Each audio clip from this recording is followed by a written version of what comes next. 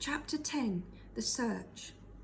The days and weeks passed quickly, long warm days in which I walked through the woods looking for the black fox. The next time I saw her was in the late afternoon at the ravine. This was my favourite place in the forest. The sides of the ravine were heavy dark boulders with mosses and ferns growing between the rocks, and at the bottom were trunks of old dead trees. The trunks were like statues in some old jungle temple, idols that had fallen and broken and would soon be lost in the creeping foliage. There was only an occasional patch of sunlight. At the top of the ravine was a flat ledge that stuck out over the rocks, and I was lying there on my stomach this particular afternoon. The rock was warm because the sun had been on it since noon, and I was half asleep when suddenly I saw something move below me. It was the black fox. There was a certain lightness, a quickness that I could not miss. She came over the rocks as easily as a cat. Her tail was very high and full, like a sail that was bearing her forward. Her fur was black as coal, and when she was in the shadows, all I could see was the white tip of her tail. As I watched, she moved with great ease over one of the fallen trees, ran up the other side of the ravine and disappeared into the underbrush. I stayed exactly where I was. My head was resting on my arms, and everything was so still I could hear the ticking of my watch. I wanted to sit up.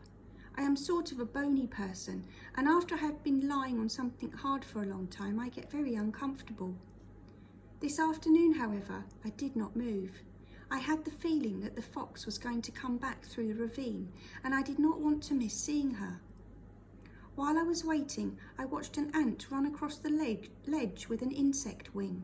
He was running so fast with this wing that he would make a little breeze and the wind would fly out of his grasp. Then he would go back and get the wing and start running again. Then I watched some birds on the other side of the ravine circling over the rocks, catching insects as they skimmed the air. It was a beautiful sight, and I thought as I watched them, that is what man had in mind when he first said, "I want to fly." And I thought about some old genius working up in a remote mountain valley, actually making a little flying machine that he could strap on his back like a rucksack. And this old man would come down to a big airbase, and then he would go out on the flight line and announce to everyone, "Folks, I have invented a flying machine." There would be a silence, and then everyone would start laughing as if they would never stop.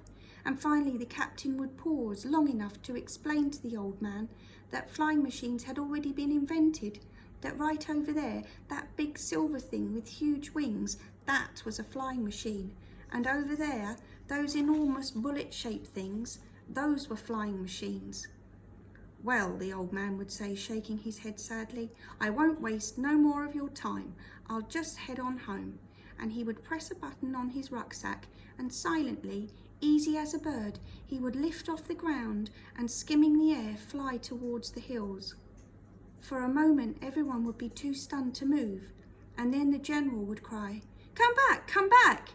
And everyone at the airbase would run beneath the flying old man crying, "Wait, wait, come back, come back!" Because that was the way every one of those men really wanted to fly, free and easy and silent as a bird. But the old man, who was a little hard of hearing, would not hear their cries and would fly off into the distance and never be seen again. Right after I stopped thinking about this, the black fox came back. She came down the rocks the same way she had gone up, her white tipped tail as light as a plume, and I remembered a black knight I once saw in the movies who was so tall and fine and brave you could see his black plume racing ahead of all the other knights when there was a battle. She had something in her mouth that looked like a frog. It probably was, for the creek was low now and you could always find a frog if you wanted one. She trotted on, apparently concerned only with getting the frog home, and yet I had the feeling that she was missing nothing. She passed across the ravine in a zigzag line and then started up the other side. I did not move, and yet all at once she looked up at me. She froze for a moment, her bright eyes looking at me with curiosity rather than fear, and she cocked her head to one side, listening. I stayed perfectly still. I was getting good at this, and we looked at each other.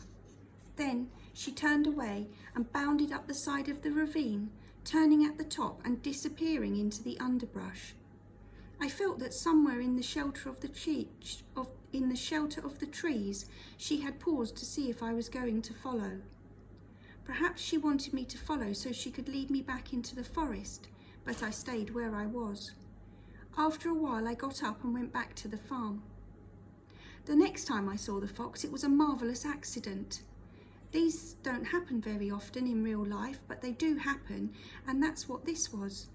Like the time Petey and I were walking down the alley behind his house, and there, on top of this lady's garbage, we saw a mayonnaise jar full of marbles. Not just ordinary marbles, but all different kinds I'd never seen before. Petey and I turned them out onto the grass, and first Petey chose one and then I chose until they were all gone. And both of us right now, today, have every single one of those marbles. This was an even better accident. For the past 2 weeks, I had been practically tearing the woods apart looking for the den of the black fox. I had poked under rocks and logs and stuck sticks in rotted trees, and it was a wonder that some animal had not come storming out and just bitten my hand off. I had found a hornet's nest, like a huge grey shield in a tree. I had found a bird's nest, low in a bush, with 5 pale blue eggs and no mother to hatch them. I had found 7 places where chipmunks lived. I had found a brown owl who never moved from one certain limb of one certain tree.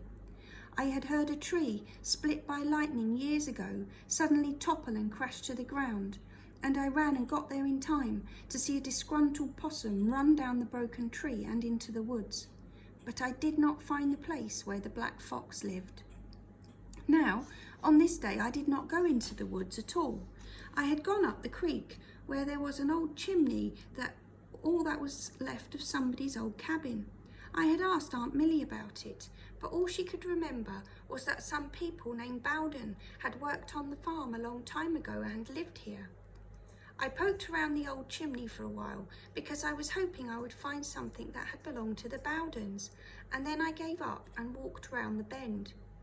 I sat on a rock perfectly still for a long time and looked down into the creek. There were crayfish in the water. I could see them, sometimes partly hidden beneath a covering of sand, or I could see the tips of their claws at the edge of a rock. There were fish in the water so small I could almost see through them. They stayed right together, these fish, and they moved along together too. After a while I looked across the creek and I saw a hollow where there was a small clearing. There was an outcropping of rocks behind the clearing and an old log slanted against the rocks. Soft grass sloped down to the creek bank. I don't know how long I sat there. I usually forgot about my watch when I was in the woods, but it was a long time. I was just sitting, not expecting anything or waiting for anything, and the black fox came through the bushes. She set a bird she was carrying on the ground, and beneath the rocks came a baby fox. He did not look like his mother at all. He was tiny and woolly, and he had a stubby nose. He stumbled out of the hole and fell on the bird as if he had not eaten in a month. I had never seen a fiercer fight in my life than the one the baby fox gave that dead bird. He shook it, pulled it, dragged it this way and that, all the while growling and looking about to see if anything or anyone was after his prize. The black fox sat watching with an expression of great satisfaction. Mothers in a park sometimes watch their young children with this same fond, pleased expression. Her eyes were golden and very bright as she watched the tiny fox fall over the bird, rise and shake it. In his frenzy, he dropped the bird, picked up an older dried bird wing in its place and ran around the clearing. Then, realizing his mistake, he returned and began to shake the bird with even greater fierceness. After a bit, he made another mistake, dropping the bird by his mother's tail and then trying to run off with that. In the midst of all this, there was a noise. It was on the other side of the clearing, but the black fox froze. She made a faint sound, and at once the baby fox, still carrying his bird, disappeared into the den. The black fox moved back into the underbrush and waited. I could not see her, but I knew she was waiting to lead the danger, if there was any, away from her baby.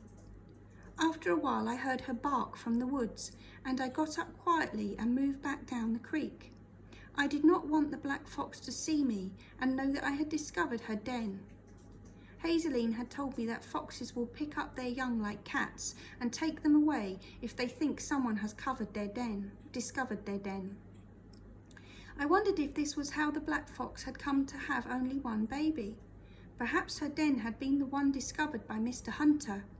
Perhaps she had started to move her cubs and had only got one to safety before Mr. Hunter had arrived with his dynamite. I decided I would never come back here to bother her. I knew I would be tempted, because already I wanted to see that fox play with his birds some more, but I would not do it. If I was to see the black fox again, it would be in the woods, or in the pasture, or in the ravine, but I was not going to come to the den ever again. I did not know what awful thing might happen, I did not know that an awful thing was going to happen which would cause me to break this resolution. I went home and I put a tiny little mark on the edge of my suitcase with my penknife. I did this every time I saw the black fox. There were 4 marks on my suitcase now, and in the weeks to come there were to be 10 more. 14 times I saw the black fox, and most of those 14 she saw me too. I think she knew that I wasn't anything to be afraid of. She didn't exactly jump with joy when she saw me, and she didn't trust me, but I know she wasn't afraid. After I got home, my mum said, "What on earth happened to your brand new suitcase? There are notches all over it."